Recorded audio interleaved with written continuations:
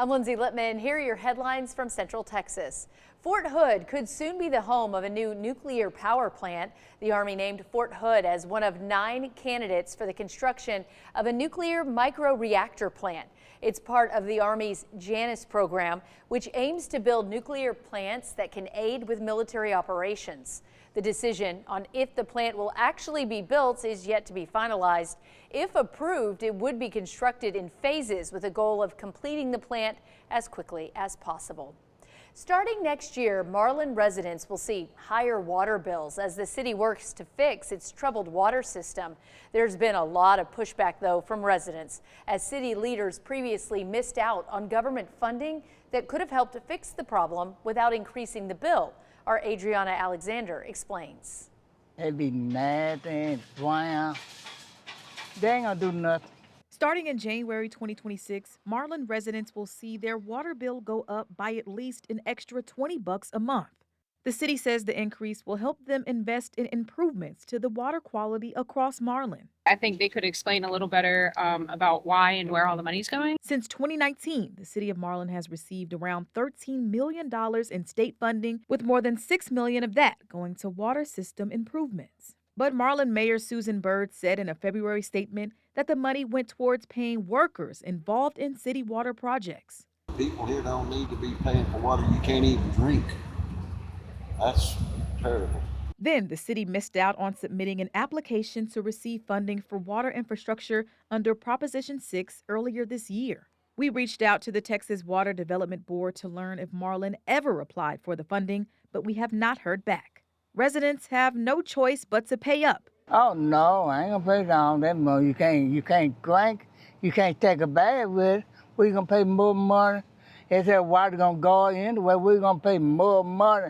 You can't do nothing with it. The hope is that the poor water quality, boil water notices, major leaks, statewide disasters, and low water pressure issues stop. It's definitely an inconvenience. I mean, I'm blessed with my situation, but not everybody not everybody in Marlin is. So yeah, it's interesting. Well, we reached out to city officials to ask some of the many questions that residents have about the increase. They did not respond. Meantime, Baylor announced that athletic director Mack Rhoades will step away from his position effective immediately. Rhoades took a leave of absence last week for personal reasons and also stepped down from his position on the College Football Playoff Committee.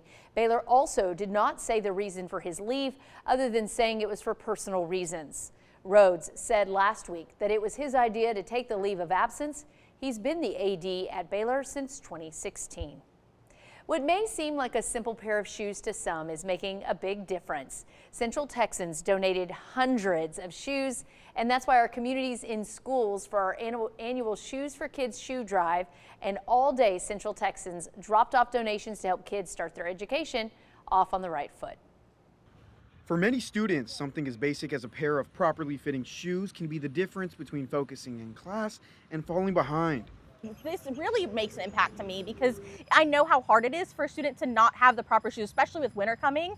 We see kids coming in, flip-flops or shoes that just don't fit.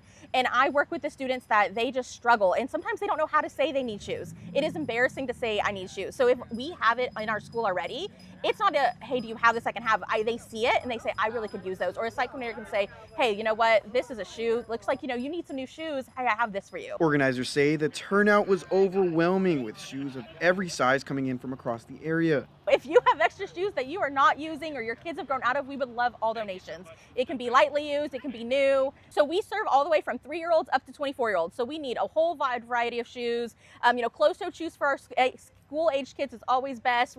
6 News viewers told us donating was simply the right thing to do. I, many years ago, was in the same situation and people donated to me and I always give back because giving back is the right thing to do. I heard about it on your channel news there, seeing it for the past week or so, and I had them sitting in the closet not being used, so I brought them in. Not only for the comfort of wearing them, having, just being in public with other kids, they need to have good shoes. Communities and schools of the greater Central Texas area supports dozens of school districts, helping thousands of at-risk students stay in school and thrive. And they say every pair of shoes truly matters.